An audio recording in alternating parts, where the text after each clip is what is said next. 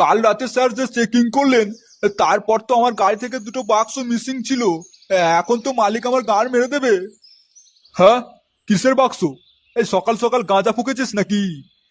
না না স্যার, এই কাল রাতেই তো আপনারা গাড়ি চেক করিতেছিলেন, বলিতেছিলেন কি সব বিসি পিসি পাসার হচ্ছে।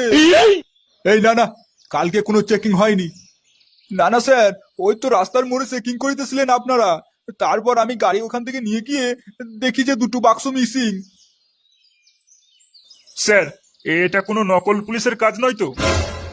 নকল পুলিশের বাঁদরামো? পেছনে এই লাঠি ঢুকিয়ে নিংড়াচ্ছি। ঠিক আছে, তুই এখন যা, আমরা দেখছি কি করা যায়।